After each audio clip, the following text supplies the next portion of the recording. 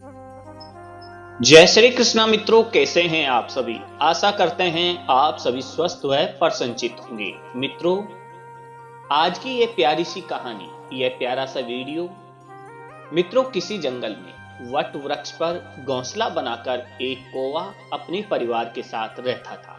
कौवे के परिवार में उसकी पत्नी कौवी और उसके 2 बच्चे थे। दर्शकों, वह कौवा बड़ा ही निर्धन था। उसे अपने परिवार का पेट भरने के लिए कहीं दाना पानी नहीं मिलता था। वह कौवा हर रोज जंगल में दाना पानी की खोज करता था, लेकिन उसे कहीं भी दाना पानी नहीं मिलता था।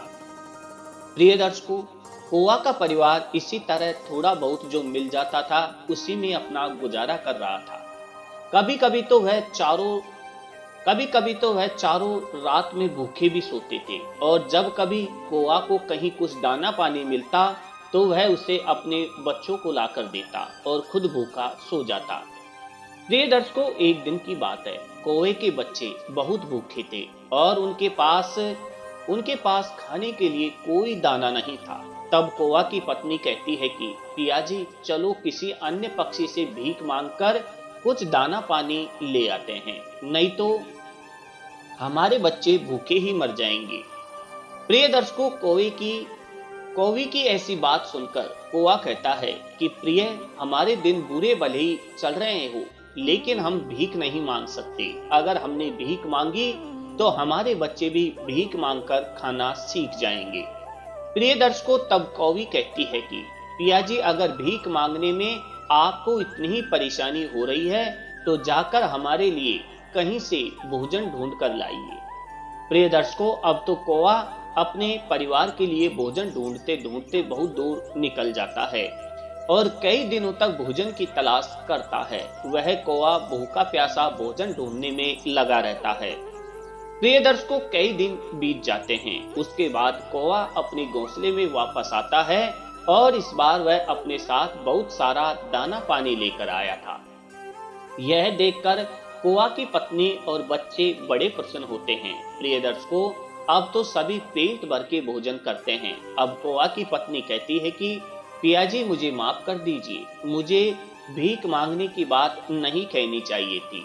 अब कौवा कहता है कि प्रिय, मैं तुम्हें एक कहानी सुनाता हूँ, तब तुम्हें मेरी बात समझ में आएगी, और जो भी मनुष्य इस कहानी को सुन लेगा वह कभी गरीब नहीं रहेगा, कभी भीख मांगकर नहीं खाएगा। प्रिय दर्शकों, कौवा अपनी कहानी प्रारंभ करता है। कौवा कहता है कि प्रिय, किसी शहर में एक निर्धन परिवार रहता था। उस परिवार में पति और पत्नी सिर्फ 2 ही सदस्य थे।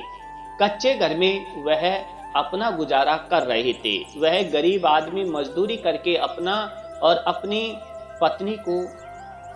अपनी पत्नी का पेट पालता था। इसी तरह दोनों के जीवन की गाड़ी चल रही थी।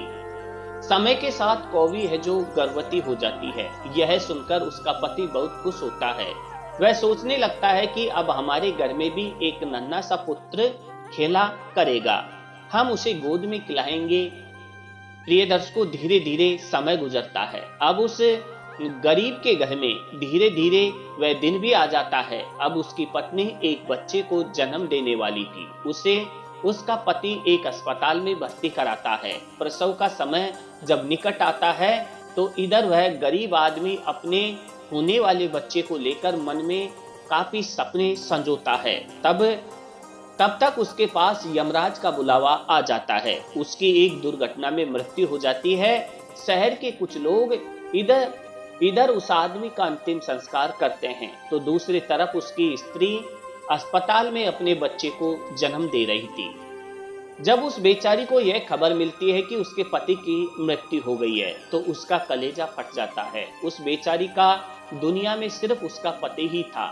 अब वह भी उसे छोड़कर चला गया था। अब तो वह सिर्फ सिसक कर रो पड़ती है कि हे भगवान, यह तूने कैसा मेरे ऊपर दुखों का पहाड़ गिरा दिया।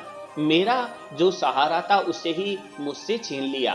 कम से कम इस बच्चे का तो ख्याल किया होता जिसका अभी जन्म भी नहीं हुआ है। पैदा होने से पहले ही तुमने उसके घर से पिता का साया हटा दिया। अब कौन इस बच्चे का पालन पोषण करेगा? सिर्फ प्रिय दर्शकों, कौवा आगे कहता है कि प्रिय, वह दुखियारी अस्पताल में ही अपने पति को याद करके बुरी तरह से रो रही थी। उसे समझ में नहीं आ रहा था कि संतान के आने की खुशी व्यतीत करूं या पति के जाने का दुख। शहर के कुछ लोगों ने उसे समझाया, बहन, जन्म मृत्यु सब विधाता के हाथ में होता है, इसमें मनुष्य का कोई जोर नहीं चलता। यह भी कहा जाता है कि परमात्मा तो करता अच्छा ही करता है, इसलिए जो चला गया उसका शौक छोड़िए और जो आया है उसके बारे में सोचिए। इधर कई तरीकों से लोग उस गरीब महिला को समझाते हैं। कुछ ही देर में उसने एक सुंदर से पुत्र को जन्म दिया। बेटे को देखकर उसका कुछ दुख हल्का होता है। सोचती है कि मैं इस पुत्र को पाल पोस कर बड़ा करूंगी, यही मेरा सहारा बनेगा। अब वह अपने बच्चे को लेकर अपने घर आ जाती है। नगर के कुछ लोगों ने उस महिला की कुछ दिन तक मदद करी, लेकिन कौन हमेशा मदद करता है। जब कुछ दिन बीतते हैं तो मददगार भी पीछे हट गए। अब तो वह अपने बच्चे को लेकर बिल्कुल अकेली पड़ गई थी। वह समझ गई थी कि दूसरों की मदद से कितने दिन तक जीवन जिया जा सकता है। यदि हमें जीना है और इस बच्चे को पालना है तो खुद जिम्मेदारी उठाना होगा, खुद कोई काम करना पड़ेगा। इस प्रकार वह महिला दूसरों के घरों में अपने लिए साफ सफाई का काम तलाश लेती है। काम करके जो पैसे मिलते थे उनसे वह अपने बच्चे का पेट पालने लगी। समय के साथ साथ धीरे धीरे उसका पुत्र बड़ा होने लगता है। जब वह बालक 4 वर्ष का होता है तो उसकी माँ उसे पढ़ाने के लिए नगर के सरकारी विद्यालय में उसका दाखिला करा देती है। सोचा कि मैं अपने बच्चे को पढ़ा लिखा कर इसका जीवन बना दूंगी, उसे कभी किसी के आगे हाथ ना फैलाने ना पड़े। प्रिय दर्शकों, को आगे कहता है कि प्रिय, मेहनती मनुष्य के लिए कोई लक्ष्य दूर नहीं होता, पढ़े लिखे विद्वान के लिए कोई जगह विदेश नहीं होती और मीठा बोलने वाले के लिए कोई पराया नहीं होता। अब इस प्रकार वह महिला मेहनत मजदूरी करके अपने बच्चे को पढ़ाने लगती है। बच्चा भी ठीक से समझता था कि उसके घर में केवल माई है, परिवार का खर्च चलाने वाला उसका पिता उसके जन्म से पहले ही चला गया है, इसलिए वह पढ़ाई भी खूब मन लगा कर करता था। धीरे धीरे बच्चे की उम्र 11 वर्ष की हो जाती है। एक दिन बात वह स्त्री बहुत बीमार पड़ जाती है। उसने सोचा कोई छोटी मोटी बीमारी होगी, इसलिए कभी उस पर ध्यान नहीं दिया, लेकिन उसकी हालत दिन भर दिन खराब होती चली गई। बीमार होने की वजह से वह काम पर भी नहीं जा पाती थी। घर में इतने पैसे भी नहीं थे कि कहीं अपना ठीक से इलाज करा लेती। माँ को अत्यंत बीमार देखकर बेटे को बहुत चिंता होती है। वह बालक कहता है, माँ तुम चिंता मत करो, मैं तुम्हारे लिए अभी डॉक्टर के पास से दवाई लेकर आता हूँ, तुम उसे खा लेना, फिर तुम जल्दी ही ठीक हो जाओगी। अपने बेटे की बात सुनकर माँ की आंखें भर आती है। कहने लगी, बेटा अब तुम्हें कहीं जाने की जरूरत नहीं है, मेरा भी अब समय आ गया है। मैं तुम्हारे पिता के पास जाना चाहती हूँ, लेकिन जाने से पहले तुम मेरी एक बात हमेशा याद रखना। जब तेरा जन्म नहीं हुआ था तब तेरे पिता ने और मैंने एक सपना देखा था कि हम अपने बच्चे को पढ़ा लिखा कर इतना काबिल बना देंगे कि उसे हमारी तरह गरीबी भरी जिंदगी ना जीनी पड़े। लेकिन बेटा मैं उस सपने को पूरा नहीं कर पाई। हे मेरे बेटे, मैं यदि चली भी जाऊं तो तुम अपने पिता के सपने को जरूर साकार करना। तुम ऐसा कोई काम मत करना जिससे तुम्हारे पिता का नाम खराब हो। तुम इस प्रकार से अपना जीवन जीना कि तुम्हारा नाम दूर दूर तक लोग जान जाए। कभी बेटा पैसे के पीछे मत भागना। पैसे के लिए तो लोग इतने नीचे गिर जाते हैं कि अपने माता पिता की इज्जत का भी ख्याल नहीं करते। तुम हमेशा अपना नाम कमाना बेटा, हमेशा स्वाभिमान बनकर जीना। कभी किसी के आगे अपने हाथ मत फैलाना, किसी से याचना मत करना। याचना नहीं करना ही श्रेष्ठता का मूल है। पराधीनता ही नरक है। मनुष्य को सदा ही विद्या, धन, बल, कीर्ति और पुण्य कमाना चाहिए। लड़के ने कहा, माँ तुम घबराओ नहीं, मैं तुम्हारे लिए अभी दवाई लेकर आता हूँ। और इतना कहकर लड़का माँ से 10 रुपए लेकर दवा लेने के लिए चला जाता है। बेटे के जाते ही इधर उस गरीब स्त्री के प्राण निकल जाते हैं। प्रिय दर्शकों, जब नगर वालों को पता चलता है तो सब लोग इकट्ठे होकर उस स्त्री का उसके बेटे के हाथों अंतिम संस्कार कराते हैं। अब तो वह बालक बिल्कुल अकेला हो गया था, बिना माता पिता का बेटा, उम्र भी ज्यादा नहीं थी। आखिर जाए तो कहाँ जाए, करे तो क्या करे। दूर के जो रिश्तेदार थे उन्होंने भी उस बालक पर ध्यान नहीं दिया। आखिर वह गरीब जो था, लेकिन वह बच्चा अकेले ही अपने जीवन की राह पर चल देता है। उसने कभी हार नहीं मानी। जो पैसे माँ छोड़कर गई थी, कुछ दिन तक उन पैसों से अपना गुजारा चलाता रहा। कुछ दिन के बाद वह पैसे खत्म हो जाते हैं। घर में भी कुछ नहीं था। अब तो एक ही चारा था कि कुछ काम धंधा किया जाए, तभी भोजन की व्यवस्था होगी, तभी स्कूल की फीस बढ़ी जाएगी। प्रिय दर्शकों, कौआ आगे कहता है, यह लड़के को अपनी माँ की बात अच्छी तरह याद थी। उसकी माँ ने कहा था कि बेटा, कितना भी बुरा वक्त आ जाए पर किसी के आगे हाथ मत फैलाना, मेहनत करके ही अपना जीवन यापन करना।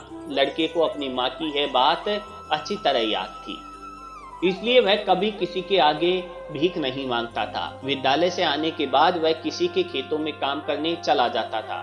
कभी किसी की चाय की दुकान पर काम कर लेता और वहां से कुछ पैसे मिलते तो अपने विद्यालय की फीस भर देता था और अपने खाने पीने की सामग्री खरीद लाता था। इस प्रकार छोटी सी आयु में वह बच्चा पढ़ाई भी करता था और मजदूरी भी करता था। धीरे धीरे कुछ साल ऐसे ही निकल जाते हैं। बच्चा अब अपने नगर से निकलकर कस्बे में पढ़ने लगता है। तब उसकी कॉपी किताबों का, विद्यालय की फीस का खर्चा बढ़ जाता है।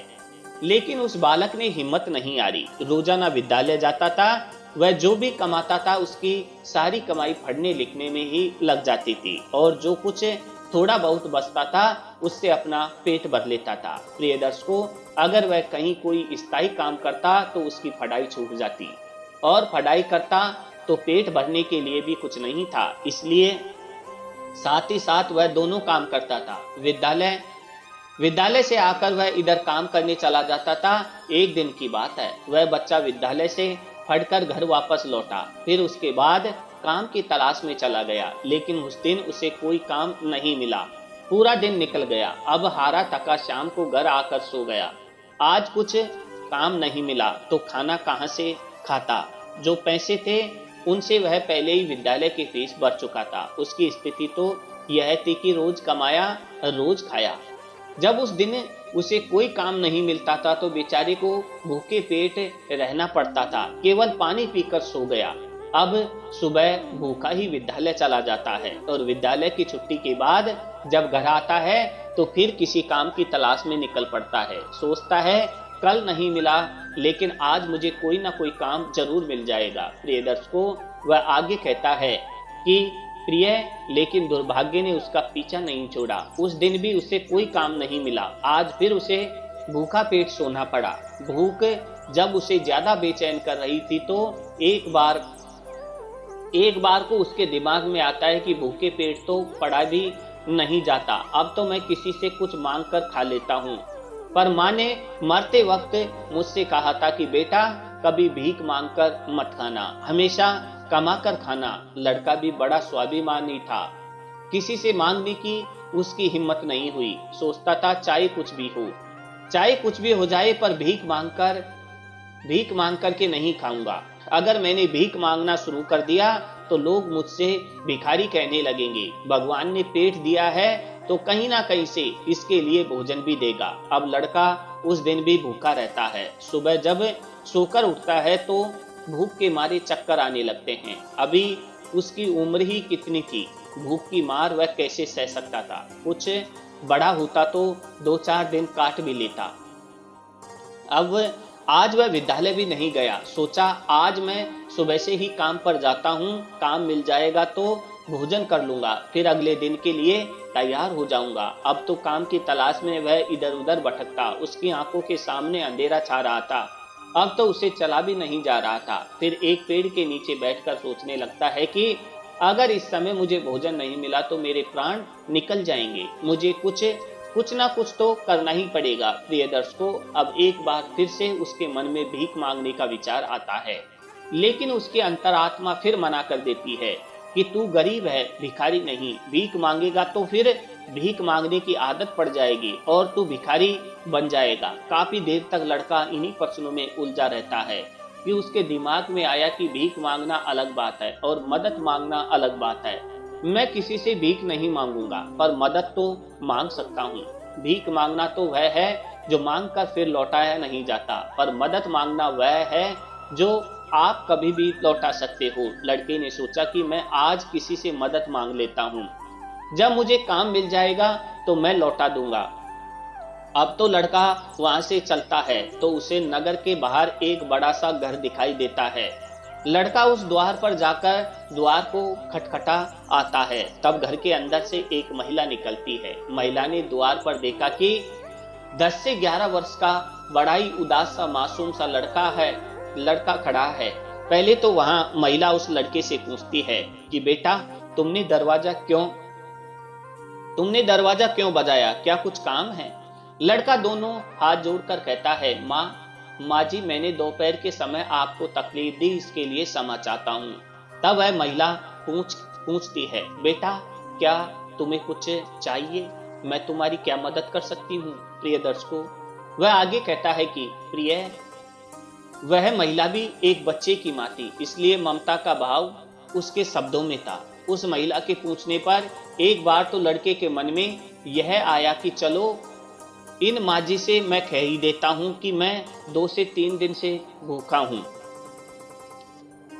और भोजन ना मिलने के कारण बहुत परेशान हूं। लेकिन उसके स्वाभिमान ने उसे रोक लिया और वह भोजन की जगह पानी मांग बैठा। कहने लगा, माँ जी, मुझे बहुत जोर की प्यास लगी थी, इसलिए दरवाजा खटखटाया था। क्या एक गिलास पानी मिल सकता है?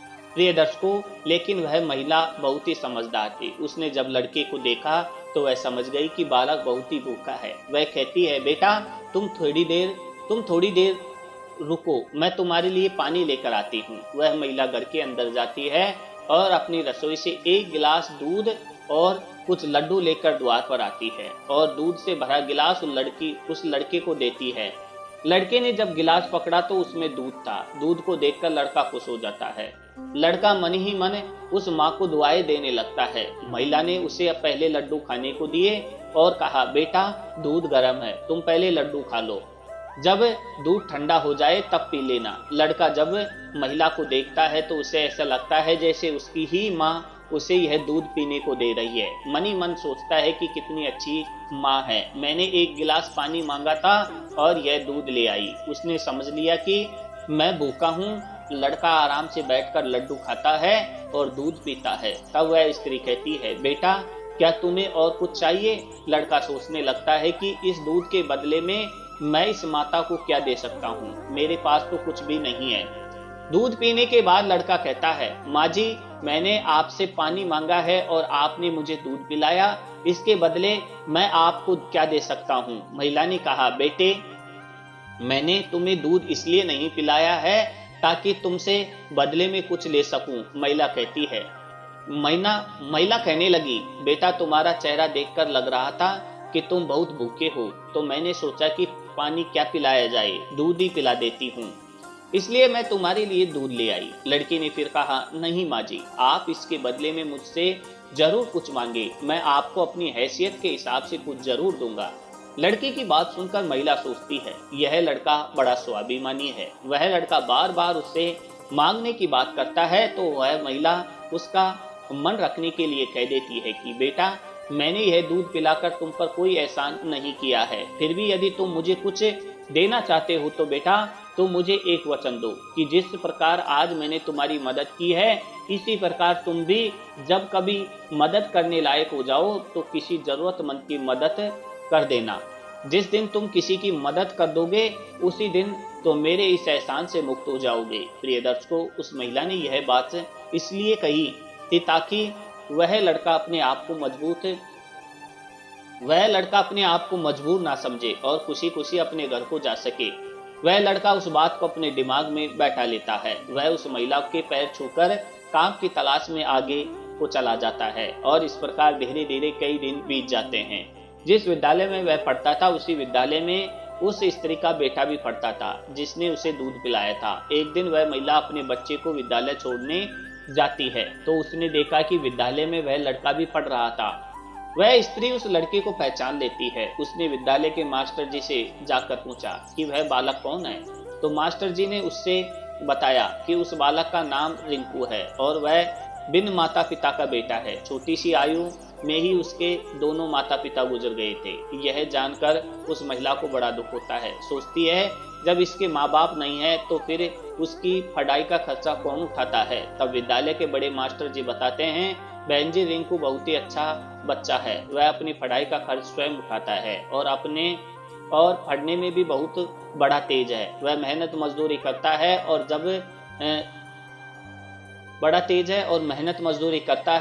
तब जाकर विद्यालय की फीस भरता है। जब कभी वह विद्यालय नहीं आता और अपनी फीस भी समय पर नहीं दे पाता है तो हम लोग उस पर ज्यादा दबाव नहीं बनाते प्रिय दर्शकों। तो वह आगे अपनी पत्नी कौवी से कहता है कि प्रिय, जब उस स्त्री को संकेत स्थिति का पता चलता है तो वह करुणा से भर जाती है। उसका मन करता है कि मैं उस बालक की कुछ मदद करूं जिसका कोई नहीं होता। ऐसे में लोगों की मदद तो करनी चाहिए, तभी भगवान प्रसन्न होता है। जिसका कोई नहीं है वह भगवान का है और उसकी मदद करने का अर्थ है कि आपने भगवान को प्रसन्न कर दिया। महिला ने सोचा यह लड़का मुझसे पैसे तो लेगा नहीं क्योंकि यह बड़ा स्वाभिमानी बालक है। तब उस महिला ने बड़े मास्टर जी से कहा, श्रीमान जी, अगर मैं इस बालक की फीस भर दिया करूं तो आपको कोई आपत्ति तो नहीं है। मास्टर जी ने कहा, बहन जी आपकी सोच अच्छी है, आप उसकी फीस भरेंगे तो मुझे तो कोई आपत्ति नहीं है, क्यों नहीं होगी, लेकिन रिंकू इस बात के लिए तैयार नहीं होगा। तब वह महिला कहती है, मास्टर जी मैं उस बच्चे की मदद करना चाहती हूँ। आप किसी तरह रिंकू को समझा देना, उससे कह देना कि आपकी स्थिति को देखते हुए सरकार ने आपकी फीस माफ कर दी है, तुम्हें फीस भरने की कोई जरूरत नहीं है। प्रिय दर्शकों, मास्टर जी भी इस बात से सहमत हो जाता है। वह महिला रिंकू की पूरे वर्ष की फीस भर के अपने घर चली जाती है। इस तरह वह हर वर्ष उसके पूरे साल की फीस जमा कर दिया करती थी ताकि रिंकू मन लगाकर पढ़ सके। अब तो रिंकू पूरा मन लगाकर पढ़ता था और अपने खाने पीने के लिए किसी दुकान पर जाकर काम कर लेता था। प्रिय दर्शकों, कौवा आगे कहता है कि प्रिय, डूबते को तिनके का सहारा ही बहुत होता है। उस महिला की थोड़ी सी मदद से रिंकू की अच्छी खासी मदद हो गई। वह खूब मन लगा के पढ़ता था। इसी तरह कुछ वर्ष और बीत गए। अब आगे ही पढ़ाई करने के लिए रिंकू को शहर में जाना पड़ा। सोचा शहर में रहकर मैं कोई छोटी मोटी नौकरी कर लूंगा और अपनी पढ़ाई भी करता रहूंगा। इस बात का पता उस महिला को तब चलता है जब उसकी फीस भरने के लिए विद्यालय में जाती है। वह महिला जब संकेत की फीस जमा करती है तो मास्टर जी लोग बताते हैं, बहन जी रिंकू आगे की पढ़ाई करने के लिए शहर चला गया है, अब तुम्हें उसकी फीस जमा करने की कोई जरूरत नहीं है। उस महिला ने जब यह सुना तो सोचने लगी, कोई बात नहीं, भगवान ने मुझे उसकी मदद करने का इतना ही समय दिया होगा। ए भगवान, उस बालक पर दया दृष्टि बनाए रखना, वह जहाँ भी रहे खुश रहे। इस प्रकार वह स्त्री अपने घर लौट आई और अपने घर का गृहस्थी की दुनिया में व्यस्त हो गई। प्रिय दर्शकों, उधर रिंकू शहर में जाकर अपनी पढ़ाई करने लगा। मित्रों, करने लगा। चलाने के लिए उसने एक नौकरी तलाश कर ली। इस प्रकार 25 वर्ष बीत जाते हैं। ना तो रिंकू उस महिला से मिल पाता है, ना वह महिला रिंकू से मिल पाती है। उस महिला का बेटा भी अब बड़ा हो गया था। उसका बेटा एक व्यापारी बन गया था। प्रिय दर्शकों, वह स्त्री तो पहले ही अपने घर से संपन्न थी, ऊपर से उसका बेटा व्यापार करके खूब धन कमाता था।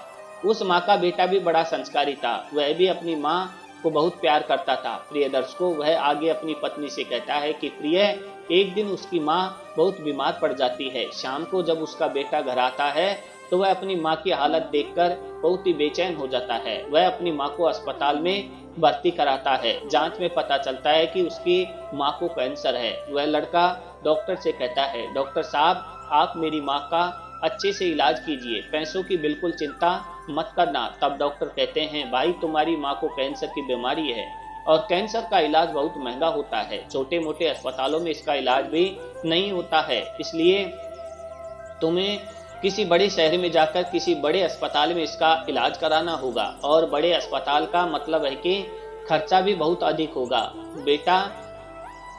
बेटे ने कहा, डॉक्टर साहब मैं अपनी माँ को ठीक करने के लिए कुछ भी कर सकता हूँ, आप मुझे बस कोई रास्ता बताइए, मैं अपनी माँ का इलाज कहाँ करा सकता हूँ। तब डॉक्टर उसे अब बड़े शहर जाने की सलाह देते हैं। डॉक्टर बोले, बड़े शहर में कैंसर का हॉस्पिटल है, यदि वहां का इलाज तुमने पूरा करा लिया तो तुम्हारी माँ रोग से बच सकती है, नहीं तो तुम्हारी माँ के प्राण संकट में पड़ सकते हैं।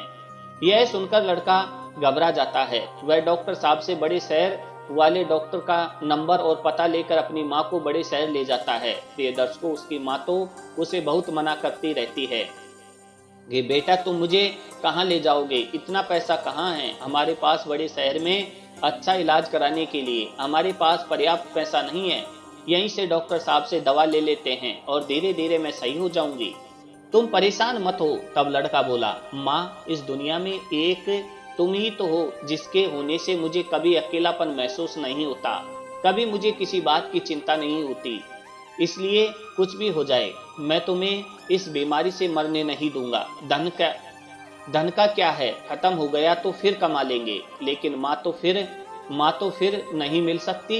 इस प्रकार लड़का अपनी माँ को बड़े शहर लेकर जाता है। प्रिय दर्शकों, जिस डॉक्टर से उसकी माँ का इलाज होना था वह डॉक्टर साहब उस समय अस्पताल में नहीं थे, वह किसी मरीज को देखने के लिए विदेश गए थे। अस्पताल के कर्मचारी ने बताया कि डॉक्टर साहब कल आएंगे, तब आप अपनी माँ को अस्पताल में भर्ती करा दो। लड़के ने बिना देर किए अपनी माँ को भर्ती करा दिया और डॉक्टर साहब के आने का इंतजार करने लगता है। प्रिय दर्शकों, अगले दिन जब डॉक्टर साहब आते हैं तो वह लड़का अपनी माँ की हालत डॉक्टर साहब को बताता है। डॉक्टर साहब ने भरोसा दिया कि जांच के आधार पर मैं कह सकता हूँ कि तुम्हारी माँ ठीक हो जाएगी, मगर इनका इलाज काफी लंबा चलेगा। लड़के ने कहा, डॉक्टर साहब कुछ भी हो जाए मैं अपनी माँ को ठीक करा करके ही ले जाना चाहता हूँ, चाहे इसके लिए मुझे अपना सब कुछ बेचना पड़े, कितने ही दिन मुझे यहाँ रुकना पड़े। प्रिय दर्शकों, इस प्रकार वहाँ के डॉक्टर ने उस माँ का इलाज शुरू कर दिया।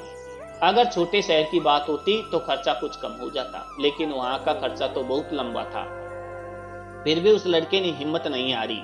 प्रिय दर्शकों, वह कहता है कि माँ से अनमोल संसार में कुछ भी नहीं है। डॉक्टर साहब तो दवाइयाँ लिखते थे, वह दवाइयाँ बहुत महंगी आती थी। मित्रों, लड़का अपनी माँ के लिए महंगी से महंगी दवाई लेकर आता था। उधर उसका जो व्यापार था वह अपनी माँ की देख रेख के कारण उससे भी समय नहीं दे पाया, तो वह भी ठंडा पड़ गया था। एक दिन इलाज होता रहा, धीरे धीरे माँ की हालत में सुधार होने लगा। बेटे के पास जो जमा पूंजी थी वह खत्म होने लगी।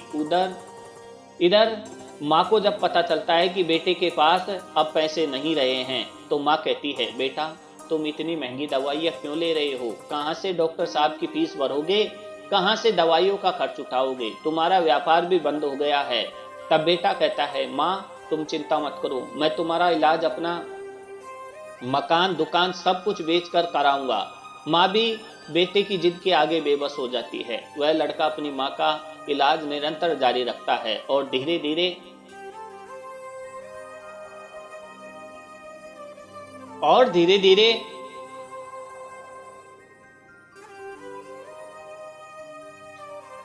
धीरे एक महीना बीत जाता है। प्रिय दर्शकों, वहां पर एक बात बड़ी विचित्र थी। उस अस्पताल का जो सबसे बड़ा डॉक्टर था वह जब उस लड़के की माँ से मिलने आता था तो 2-4 घंटे उस माँ के पास बैठकर बातें किया करता था। यह देखकर माँ को भी बड़ा अच्छा लगता था कि अजीब डॉक्टर है, इतना बड़ा डॉक्टर है जिसे बिल्कुल भी फुर्सत नहीं, वह मुझसे बात करने के लिए इतना समय कैसे निकाल लेता है। प्रिय दर्शकों, इस प्रकार कई दिन बीत जाते हैं। तो एक दिन वह लड़का डॉक्टर के पास में जाता है और डॉक्टर साहब से पूछता है कि डॉक्टर साहब अभी मेरी माँ का इलाज कितने दिन और चलेगा। डॉक्टर साहब उसे सारी बात बताते हैं कि भाई आप चिंता मत करो, आपकी माँ पूरी तरह से स्वस्थ हो चुकी है, मैं भी संतुष्टि के लिए एक बार जांच और कर लेता हूँ, उस जांच की रिपोर्ट आ जाने दो, फिर तुम अपनी माँ को घर ले जा सकते हो। प्रिय दर्शकों, अब तो उस माँ का बेटा रिपोर्ट आने का इंतजार करने लगता है।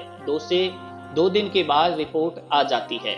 जब रिपोर्ट आती है तो लड़का फिर डॉक्टर से मिलने जाता है और पूछता है, डॉक्टर साहब, क्या मेरी माँ ठीक हो गई है? कोई खतरे वाली बात तो नहीं है? तब डॉक्टर साहब कहते हैं, भाई चिंता मत करो, रिपोर्ट अच्छी आई है, तुम्हारी माँ पूरी तरह से ठीक हो गई है। अब आप इन्हें अपने घर ले जा सकते हो। डॉक्टर की बात सुनकर बेटा खुश हो जाता है और डॉक्टर साहब को बहुत धन्यवाद देता है। लड़का अपनी माँ के पास जाता है और सोचता है कि भगवान का लाख लाख धन्यवाद कि मेरी माँ बच गई, मेरी मेहनत सफल हो गई। यही बात वह अपनी माँ को बताने के लिए जाता है और माँ से कहता है कि माँ, तुम पूरी तरह से ठीक हो गई हो, अब हम जल्दी अपने घर जाने वाले हैं। यह बात सुनकर माँ भी बड़ी खुश हो जाती है, लेकिन अगले ही पल वह यह सोचकर उदास हो जाती है कि मैं तो ठीक हो गई हूँ, लेकिन इस अस्पताल का जो बिल होगा वह लाखों में होगा। कैसे मेरा बेटा चुका पाएगा? इसकी मोटी रकम की व्यवस्था वह कहाँ से करेगा? पास में जो जमा पूंजी थी वह तो सब इलाज में खर्च हो गई।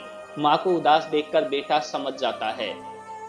समझाता है, माँ तुम क्यों उदास होती हो? मैं अपना सब कुछ बेचकर आपके इलाज का बिल चुका दूंगा, घर मकान तो बाद में भी बना लूंगा, इसलिए माँ तुम्हें इन बातों की चिंता करने की कोई जरूरत नहीं है। बेटा अपनी माँ को बहुत समझाता है, मगर माँ तो माँ होती है, उसका अपने बेटे के लिए चिंता करना स्वाभाविक था।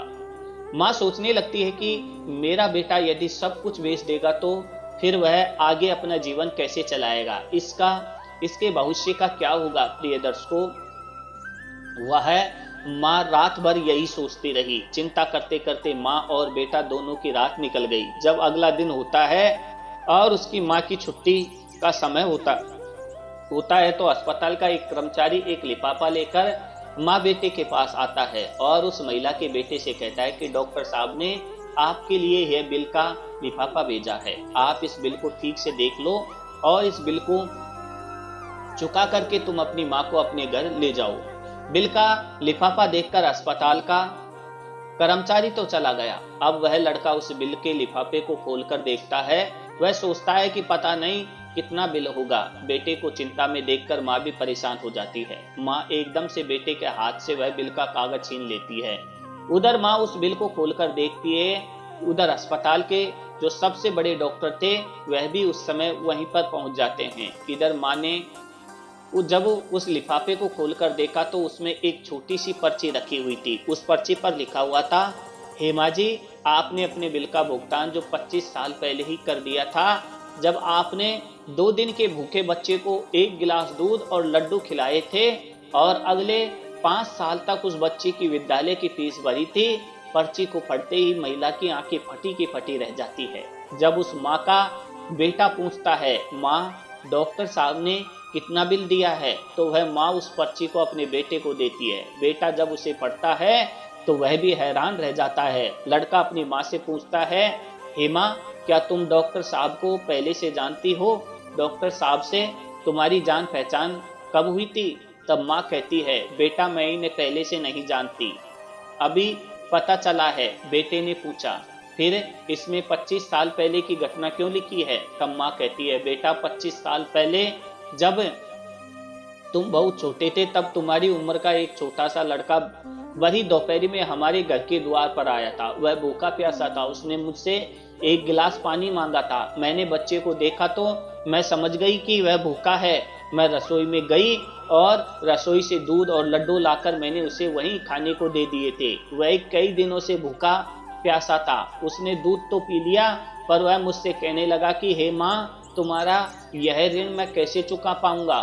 तो मैंने उसका मन समझाने के लिए कह दिया था कि बेटा, जिस प्रकार मैंने आज तुम्हारी बहुत बुरे समय में मदद की है, इसी तरह जब तुम बड़े हो जाओ तब मदद करने लायक हो जाओ तो तुम भी किसी जरूरतमंद की मदद कर देना। मुझे क्या पता था कि वह लड़का जिसे मैंने 1 गिलास दूध पिलाया था वह 25 साल बाद इतना बड़ा डॉक्टर बनकर मेरी मदद करेगा। लोग तो आज लेकर कल को भूल जाते हैं, लेकिन उस बच्चे ने मेरा वह ऋण अभी तक याद रखा है। मैं इस बात को सोचकर बड़ी हैरान हूं कि डॉक्टर साहब ही वह बच्चा है। प्रिय दर्शकों, इधर माँ बेटे आपस में बातचीत कर रहे थे, उधर वही डॉक्टर साहब उनके पीछे खड़े होकर उनकी बातें सुन रहे थे। उनकी आंखों में आंसू थे और बचपन का वह समय उन्हें याद आ गया जब वह भूखे प्यासे उस माँ के द्वार पर पहुंचे थे। डॉक्टर साहब आगे बढ़कर उस माँ को प्रणाम करते हैं और माता जी के पास बैठ जाते हैं। कहते हैं, हे माँ, मैं वही छोटा सा बच्चा हूँ जिसके स्वाभिमान की तुमने कभी रक्षा की थी। आपके कहे हुए शब्द आज भी मेरे कानों में गूंजते हैं। मैंने तुम्हारे उन्हीं शब्दों को अपना संस्कार बनाया है।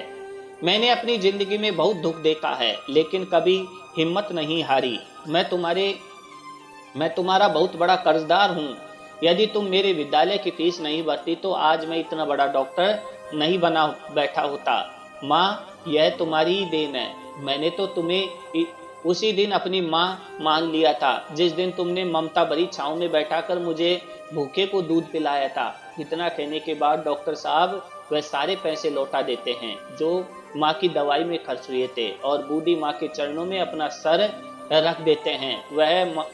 वह माँ डॉक्टर साहब को उठाकर अपने सीने से लगा लेती है। डॉक्टर साहब और बूढ़ी माँ की आंखें आंसू से भरी हुई थी। जब यह दृश्य अस्पताल के सारे लोग देखते हैं तो सब देखकर हैरान रह जाते हैं, सबकी आंखें नम हो जाती है। प्रिय दर्शकों, कोआ आगे कहता है कि प्रिय, मेरी है 4 बातें जो भी व्यक्ति समझ लेगा वह कभी गरीब नहीं रहेगा। पहली बात, मनुष्य को जीवन में आने वाली परिवर्तनों से घबराना नहीं चाहिए, बल्कि उन्हें यह सोचकर स्वीकार करना चाहिए कि उनके जीवन में कुछ अच्छा होने वाला है। इन परिवर्तनों से मनुष्य बहुत कुछ सीखता है और यही वह सही राह पकड़ लेता है तो अपने साथ हुई दुर्घटनाओं से टूट जाता है, वह कभी आगे नहीं बढ़ पाता।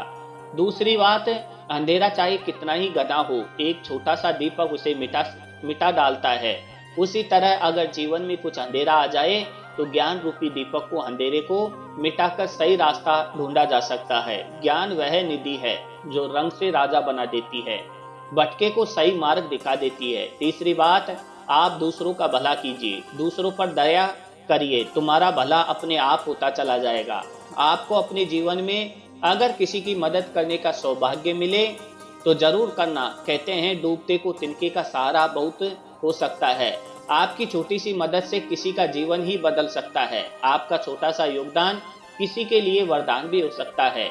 मुसीबत पड़े तो घबराना मत।